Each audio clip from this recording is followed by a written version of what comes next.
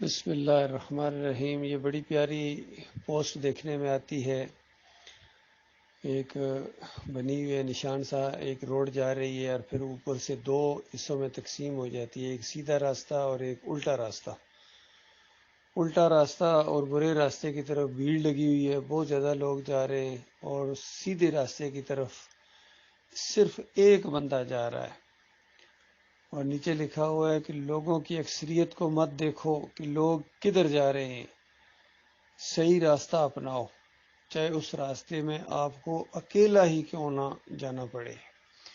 یعنی صحیح راستے پر اکیلا جانا بہت زیادہ بہتر ہے، بجائے اس کے کہ بھیڑ کے ساتھ چلو، ہجوم کے ساتھ چلو اور وہ غلط جا رہے ہوں، اور پھر یہ دلیل انسان دیتے ہیں کتنی زیادہ کہ پھر یہ سارے ہی غلط ہیں۔ بھائی جب سارے غلط ہیں، سمجھ بھی رہے ہیں آپ، محسوس بھی کر رہے ہیں، پھر ان کے ساتھ کیوں چلتے ہیں؟ اس سے آگے میں کہوں گا کہ صحیح راستے پر اکیلا چلنے سے پھر مزید بہتر ہے کہ آپ سچوں کے ساتھ ہو کے چلیں، ایک گروپ کی شکل میں، ایک جماعت کی شکل میں، اجتماعیت کی شکل میں۔ اس میں اللہ تعالیٰ نے بہت زیادہ برکت رکھی ہوئی ہے کہ مومنوں سب مل کے اللہ کی بندگی کرو، اور اللہ کے دین کو نافذ کرنے کے لیے، قائم کرنے کے لیے، اس کے غلبے کے لیے آپس میں ایک دوسرے کے ساتھ معاون بنو، اور ہر خیر کا کام، نیکی کا کام، اس میں ایک دوسرے کے ساتھ تعاون کرنے کی کوشش کرو۔ لیکن دیکھنا جو برا کام ہو، اپنے مالک اور خالق کو ناراض کرنے والا کام ہو، اس کی نافرمانی کا کام ہو، تو پھر ہرگز تعاون نہ کرنا ان کے ساتھ، چاہے کوئی ہو۔ حتیٰ کہ یہاں تک کہا گیا کہ اگر تمہارے ماں باپ، جن کے بارے میں مالک فرماتا ہے میں نے خود حکم دیا ہے کہ ان کی خدمت کرو، ان کا خیال رکھو، لیکن اگر یہ والدین بھی تمہیں اللہ کی نافرمانی کی کوئی بات کریں تو اس کے بعد ہرگز ان کی بات نہیں ماننا ہے۔ اسی طرح اللہ اور اللہ کے رسول کی اطاعت کرنی ہے، خوش دلی کے ساتھ، اختلاف سوال پیدا نہیں ہوتا ہے، اور تمہارے اندر سے جو تمہارے امیر بنائے جائیں، تمہارے ناظم بنائے جائیں، تمہارے ذمہ دار بنائے جائیں، تمہارے نظم کی طرف سے، تمہاری جماعت کی طرف سے، تو ان کی بھی اطاعت کرنی ہے، کیونکہ ان کی اطاعت آپ نہیں کریں گے پھر سسٹم نہیں چلے گا۔ آپ دیکھیں دنیاوی لحاظ سے کسی فیکٹری میں، کسی کارخانے میں، کسی ادارے میں اگر اس کے ہیڈ کی یا جو بھی ذمہ دار قسم کے لوگ ہوتے ہیں ان کی بات ہی نہ مانی جائے تو سسٹم تو نہیں چل سکتا۔ اسی طرح فوجی ادارہ ہو، پولیس کا ادارہ ہو، رینجرز ہوں، اگر افسر کی بات ہی نہ مانی جائے تو بالکل وہ سسٹم نہیں چل سکتا ہے۔ اسلام کا سسٹم یہ ہے کہ اپنے بڑوں کی اطاعت کرنی ہے، اپنے مالک اور خالق کا حکم سمجھتے ہوئے۔ تمہارے مالک اور خالق کا حکم ہے کہ ان کی اطاعت کرو اور بڑی خوش دلی کے ساتھ کرو، لیکن ساتھ ہی زور دیا کہ دیکھنا کوئی ایسی بات اگر وہ کہیں، تمہارا آپس میں کوئی جھگڑا ہو جائے، اختلاف ہو جائے، اور تم یہ محسوس کرو کہ یہ حکم ہی غلط دیا جا رہا ہے، اس حکم کے اندر اللہ کی کوئی نافرمانی ہو رہی ہے، ہمارے مالک اور خالق کی نافرمانی ہو رہی ہے، اور اس میں نقصان ہو رہا ہے، انسانیت کا نقصان ہے، ملک کا نقصان ہے، قوم کا نقصان ہے، اس طرح کی چیز محسوس ہو رہی ہے، اختلاف پیدا ہو گیا ہے، تو یہ نہیں کہ آنکھیں بند کر کے ان کے پیچھے چلتے رہو، اپنے امیر کے، اپنے ناظم کے، اور اپنے بادشاہ کے، یا اپنے جو بھی تمہارا افسر ہے، آنکھیں بند کر کے ان کے پیچھے چلتے رہو۔ ایسا ہرگز نہ کرنا۔ خالق کی نافرمانی یہ جائز نہیں ہے، اور پھر کسی مخلوق کی، کسی انسان کی اطاعت کی جائے اللہ کی نافرمانی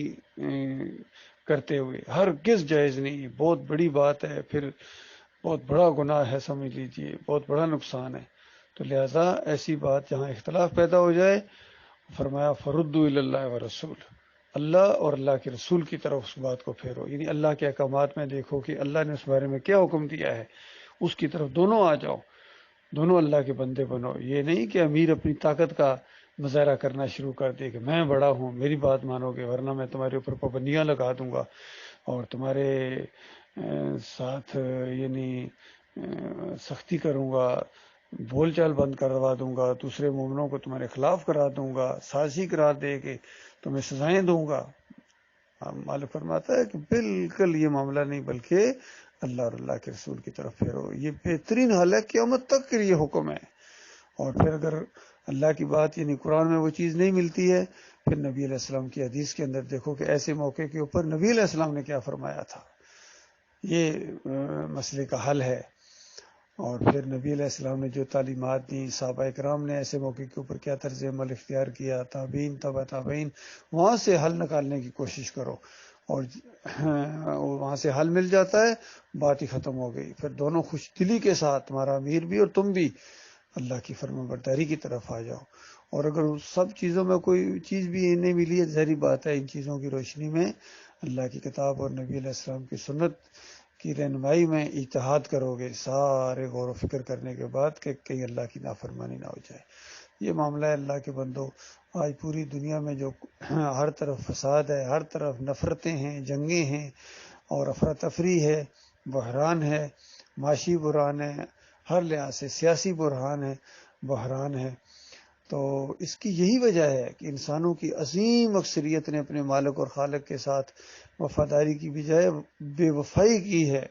کلمے کے ساتھ۔ یہ جو کلمہ ہے جو انسان کا تعلق اپنے مالک اور خالق سے جوڑتا ہے، پھر اللہ کی کتاب ہے جس کا ایک سرا اللہ کے پاس ہے، دوسرا سرا اس کے بندوں کے پاس ہے، تو یہ جو تعلق اللہ کے ساتھ قائم ہوتا ہے، یہ اس دین کی بنیاد کے اوپر قائم ہوتا ہے۔ اللہ کا دین جو اللہ نے بنایا ہے، اللہ نے اپنے بندوں کو پیدا کیا اور ان کو زندگی بسر کرنے کا ایک طریقہ بتایا، جو طریقہ ہے یہی دین اسلام ہے، یہی اللہ کو پسند ہے، اسی میں سلامتی ہے، اسی میں فائدے ہیں انسانیت کے۔ اور ساتھ ہی بتایا کہ دیکھو یہ چند دنوں کی زندگی ہے، تم اللہ کے بتائے ہوئے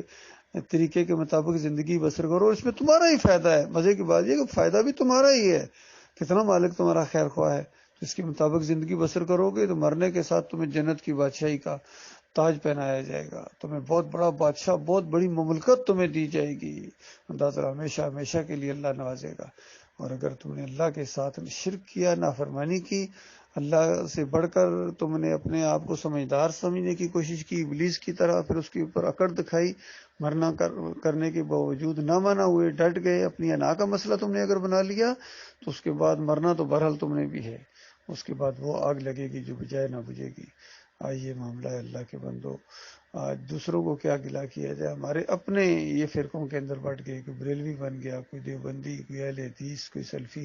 اور ہر ایک کے عقیدے کے اندر شرک ہے، اور ہر ایک نے دین کو اجرت کا ذریعہ بنایا ہوا ہے، کاروبار بنایا ہوا ہے۔ انہوں نے اللہ کی بندگی کو کاروبار کی حیثیت ہے، نمازیں پڑھانے کے پیسے، اذان دینے کے پیسے، اور جو بھی کوئی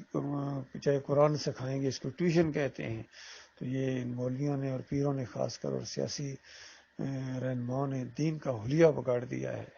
لیکن ان کو ہوش نہیں ہے، چند دنوں کی بات ہے، اس کے بعد ان کی وہ درگت بننے والی ہے، وہ درگت بننے والی ہے ان پیروں کی اور مریدوں کی، ان قائدین کی اور ان کے پیچھے